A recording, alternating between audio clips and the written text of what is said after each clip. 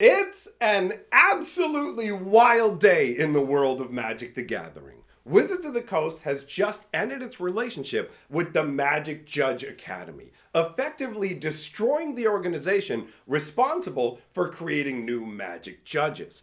At the same time, Wizards has promised a renewed focus on the Pro Tour, which specifically requires Magic judges. So without the Magic Judge Academy, what happens next? Magic. I am a wizard! History. I'm an old wizard! The magic historian. My bones hurt. Greetings, owners of fine luxury cardboard rectangles, my friends.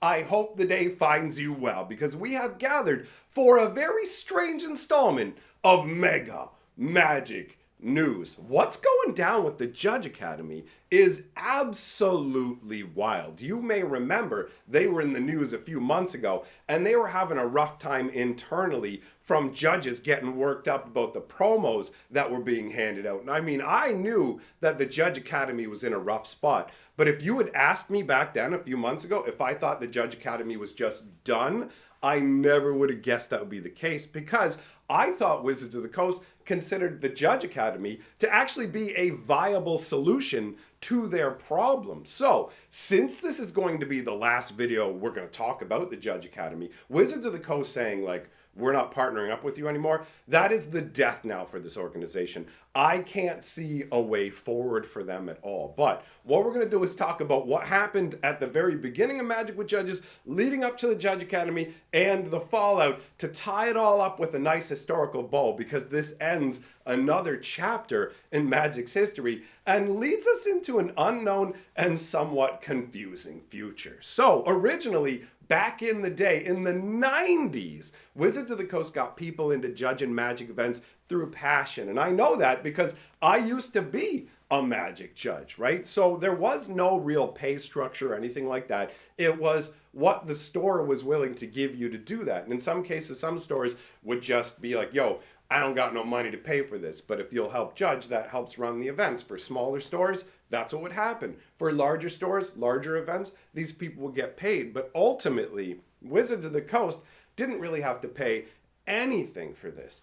But they did something that was quite nice, right? Aside from the taking advantage of the free labor, they went ahead and printed special judge promo foils. Now, these were a big deal. You had to go and judge official events to even be sent these. And when you were sent them, you didn't get sent a ton of these. They were sent out in little judge mailings. But these cards would be mega desirable. Think about like the most exciting cards that they put in now to master sets, or sometimes these side sets they put in like the Mystical Archive. Like pick the most exciting reprints you can think of. And that's what Wizards would do, right? And they would give them special artwork and everything. So these were super limited edition foil, like high quality judge rewards. And because of their scarcity, they had a high secondary market value. So while Wizards didn't technically pay you as a judge, you would get sent foils that would ultimately be like, yo, you can sell these sometimes for hundreds and hundreds of dollars. And I mean, judges would just keep them as well because we're talking desirable cards. It was even better than the player reward program. And the player reward program used to give out things like textless cryptic commands and stuff. So think about that. That's what they were giving the players. The judges got way crazier stuff. So that's how it used to be. And it went on that way for a very long time. And then at some point, Wizards of the Coast started having to deal with a number of scandals surrounding the judges, right? And then also lawsuits. They ran into lawsuit problems where you had judges suing them for different reasons. One of the biggest ones was to be recognized as full-on employees of Wizards of the Coast so that they could claim benefits and like all sorts of associated things like that. So you have this situation where Wizards went, whoa, whoa, whoa, whoa. We're a company that basically takes advantage of people being passionate about our game. This echoes through all different layers of the company. It's not just the judge program where they took advantage of people that way. It's also internally. They hire people who want to work for Wizards, who think it's prestigious to be a part of Magic the Gathering or Dungeons and Dragons because they can pay them less they don't have to offer as much money because of the perceived value of working for them. So Wizards has always kind of leveraged this. But as soon as this free program or the judge program starts to come up where it's like, yo, like you've got problematic people in the Judge Academy who shouldn't be in there that you should know about and should have removed them, and you've got people suing you. So once the lawsuits started to fall and happen, Hasbro's lawyers, they cost, right? Wizards of the Coast uses Hasbro's lawyers. So anytime that happens, Hasbro's like, yo, why do we have to pay for the lawyers? And it's like, well, we've got these judges and they're suing us to be like paid as employees. And Hasbro's like, make it stop. And so Wizards was just like, okay, how do we stop this?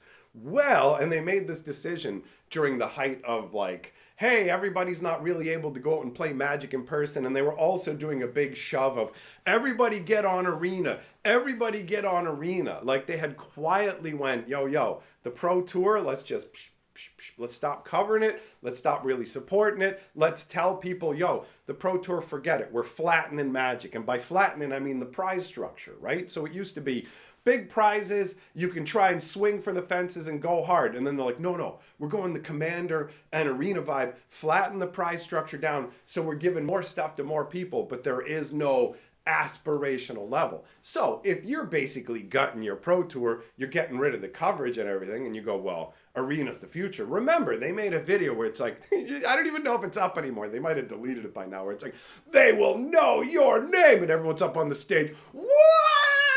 As the confetti's flying down, Arena is the best, it's the future, right? No, it's Alchemy, son, wait for it. But anyways, Alchemy is what they tried after Arena didn't catch fire as their new, this is where they'll know your name and they'll promote you, and then they're just like, hey, wait a minute, like our Pro Tour is only made out of 20 people we've signed to contracts, and we've created no path to actually get into it. Why? That's what they did. They went, here's our Pro Tour, it's like 20 people, we decided who they are, deal with it. Also, I guess we don't need judges anymore because meh. So they just went, instead of fixing the program, instead of actually bringing in some kind of paid judge situation, they just said, all right, we're just getting rid of the judge program. That's it. They didn't offer any other solutions. They just went, we've decided that stores can figure it out.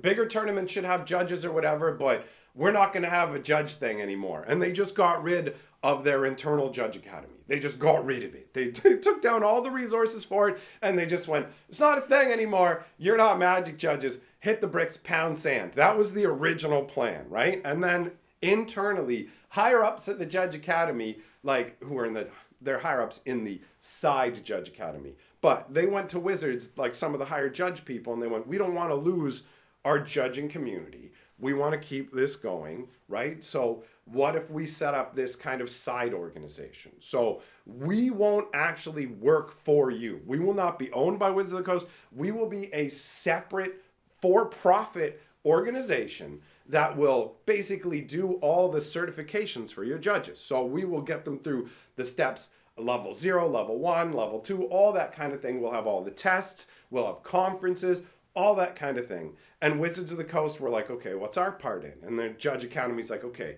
you sell us promos. So the idea is still to use judge promos as a lure to bring people in, because that was the biggest part of the judge program, right? People like helping out and want to make sure events run. I didn't become a judge because of promos. There were no promos when I became a judge. The only thing I got was a shirt after I was done my testing to go, here you go, here's your judge shirt, and I just helped run arenas and stuff, and I never got anything for it. So, but there's a bunch of people who were straight up in it for the judge foils. And when the Judge Academy opened up, they needed that as a lure, because the biggest difference between being a judge before then and the Judge Academy was you had to pay for your certification.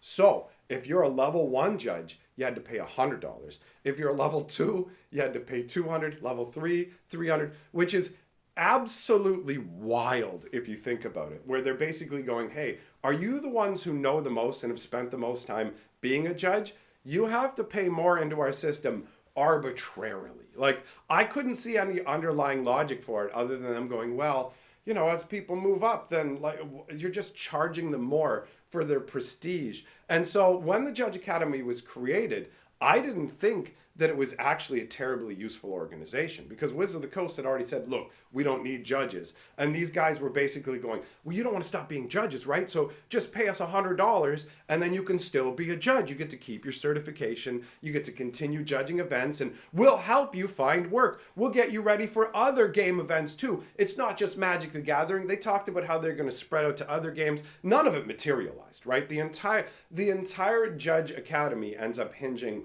on one thing, and that becomes the promos. So everybody just looked at the Judge Academy and went, okay, so here's the deal. I pay you $100 a month, not $100 a month, Lord, $100 a year, and then I get access to the Magic the Gathering promo mailouts that you will do. And they added in the stipulation that you technically have to go and attend a conference. It can be like a digital conference. You don't have to physically go to a conference, right? But you have to go to one of the digital conferences. And that just came across to me more like them justifying their existence, where it's like, well, we're not just a promo distribution network guy because we have conferences. I don't believe that the Judge Academy brought any genuine value to the table, and it was essentially just a monetary exchange where you're paying $100 in exchange for these promos. And at first, the Judge promos were pretty decent, right? And that's probably because Wizards still had some promos left. When they decided to end the Judge program, they didn't just like go 18 months before that, well, we'll stop making cards for them, right? So they would still have some to work through the pipeline, and then they started to print them directly. And I mean, it's a good deal for them, right? Wizards prints cheap cards, they sell them at a profit to the Judge Academy, and then the Judge Academy sends those promos out. Well, if you were watching the news a couple months ago when I talked about the Judge Academy, you might remember the last batch of promos, which were foil basic lands. And you couldn't even get the island unless you were a particular level who could go to your, like you had to be a convention organizer level. So they did a cycle of 5 basic lands, and you could only get 4 of them unless you were one of these special elite guys that there's only a handful of, just to get foil basics. So people started freaking out and going, bro, what am I even paying you for? Like, what? And then they're just like, you're paying us for the accreditations and skills that we help you cultivate. And it's like, have you done this for anybody really? Like, how many new judges have actually been birthed through the Judge Academy versus farming pre-existing judges that were afraid of losing their status and were willing to buy promos? Once these lands were announced, the participation rate started to drop off, and people were like, no, sorry, I'm not renewing. They're already having a problem with that to start with. So the company was already just running out of cash. They're having a problem. Wizards of the Coast comes out and said, like yesterday, hey, we're done. We're not doing this anymore. Starting on the 13th, we're not associated with the Judge Academy anymore. What does this mean for the Judge Academy? Well, they've got promos for the end of the year. They've immediately switched to a free membership model with no comments on anybody who's recently signed up. And there are people asking about that. If you actually go and look at the official announcement, you can find people down in the comments going, so I just signed up. Are you going to be refunding my money? Or my guess is no. As a for-profit business that needs its money, and they're going to a free paid model, like a free subscription model now, it's a situation where why would they give you your money back? Like you're not going to pay them again anyway. So I don't see refunds being likely, but I don't know. Who knows? I do know that they're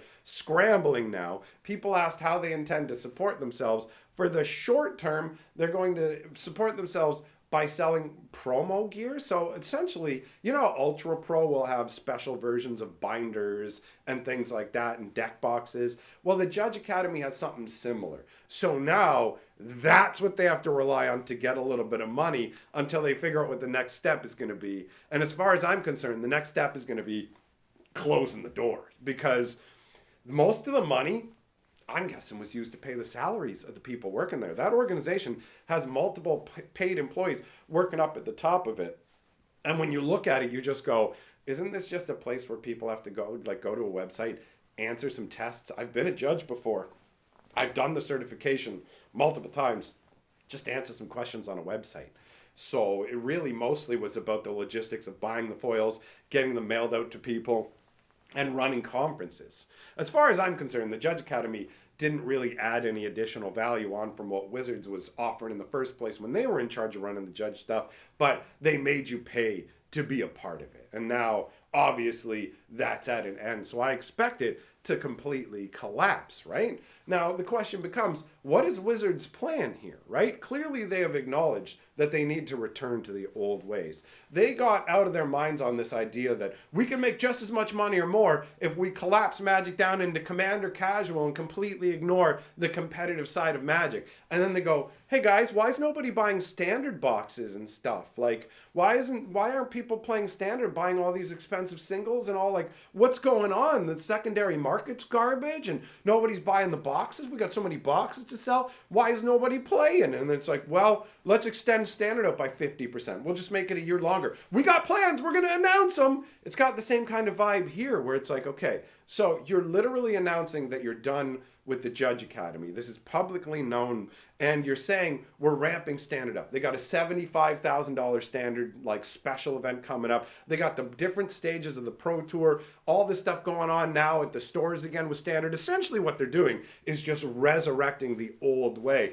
It's funny reading the statements they make where it's like, we're going to be doing this and this with coverage, of course. And it's like, yeah, you have to mention that because they tried so hard to gut a bunch of things that they thought. They looked at their budget and they went, what costs us money that doesn't immediately add money? And they looked at things like, oh, the lore, coherent story writing, things like the Pro Tour player stuff. No. We need to just get a handful of these guys so we can say there's a Pro Tour. We can lock them into contracts where they can't say anything. Like Wizards' priority has been all over the place, but where it hasn't been has been focused on physical Magic. And considering that Wizards, all they had to do was give the Judge Academy like foils. They just had to print some foils and hand them over. The fact that they went to basic lands, it says one of two different things to me. Now, these aren't the only possibilities, but these to me are the most likely possibilities. Either somebody in the Judge Academy has done something that Wizards doesn't like and they just don't want to be associated with them, right? They're just like, yo, we're done with you for that reason. Or because they found a competitor who will do it for less, where they're like, yo, we'll have these guys, they'll run the Judge Academy, they'll pay us for this, but they charge less or we get more money. Some other business aspect like that, because the only other real scenario I can think of is Wizards went, yo, we don't want to give you desirable reprints because we're giving up our reprint equity and we're putting that in every secret layer. Like look at Commander Masters, right? Commander Masters was, check it out, it's a master set, but on top of that, it's Commander, our most popular format of all, and it's full of amazing reprints, but it just tanked, right? A lot of that has to do with the pricing. But the fact remains that Wizards has really just pulled so many buckets up from the reprint equity. Well, there's not that much to go around. So I wouldn't be surprised if they just said, well, look, we have to keep giving these guys good cards. And so they said, you know what? We're done with them. Just send them some basic lands. Who cares? They still have to pay us to fill our contract. That's what it seems like to me. Wizards has a contract with them. They're not renewing the contract. They have to fill the contract. So they send them basic lands to technically fill the contract, but also just give up no real reprint equity. I can't see a scenario where they're not going to have some kind of organization for the judges. They absolutely have to. If you want to have a level of pro play, you have to have a level of pro judges. So I don't know if they're just planning to privately approach a handful of judges to be the main judges for events and have them locked into contracts and like, you know, the same way that they have the Magic Ambassador program, so they can, instead of having an over-wide creator program where everybody can get into it, they can hand select. So that might be what's actually going on. They might go and tap the higher level judges because they've lost Sheldon, right? He was a really high level judge. So they might be looking to kind of create this tiny little organization of a handful of judges that are actually in their employ and then turn the rest of it into an easy online click, you're a rules level advisor. Because that's what they had before, right? Rules advisors. And that's sufficient for regular game store level. You can get by with that. So I'm suspecting that's probably the way it's going to go. They're probably going to have a tiny little elite judge force that's directly paid and under NDA contract and stuff to give them maximum control while also having individuals that will specifically help them run the higher level events. But That's just my guess on the situation. So let me know what you think's going to happen with the judges going forwards, because there's got to be other angles that I'm not considering. Big thank you to all of my patrons for supporting my channel. You guys rule. I'm going to get on up out of here and enjoy the rest of this Thanksgiving weekend. If you're in Canada like me, happy Gobble Day or Gobble Weekend, whatever. I'm going to have a fantastic long weekend. See you all next time.